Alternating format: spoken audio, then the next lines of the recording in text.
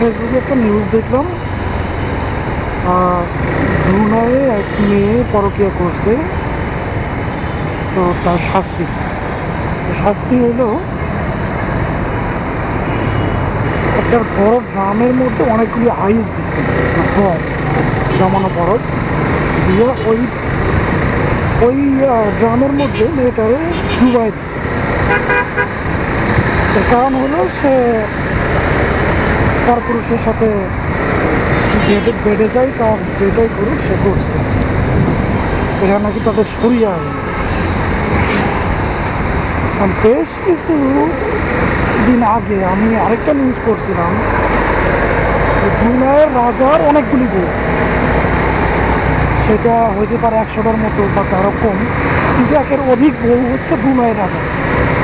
মানে আমার সমস্যা হইলো, কথা হইলো, ওই রাজা নিজে 100টা বিয়ে করতে পারে, তাতে কোনো সমস্যা নাই। প্রজায় যদি কোথাও মানে 2টা করতে যায় তাহলে সমস্যা, এটা হলো তাদের সরিয়া আইন। এখন এই সরিয়া আইন যদি বাংলাদেশে চালু হয়, তো আমাদের নেতাদের তো অবস্থা তো মাশাআল্লাহ, চরিত্রের অবস্থা তো মাশাআল্লাহ, তারা 1000 নিয়ে থাকবে, কোনো সমস্যা হবে না, 1000 দুষ দিতে হবে।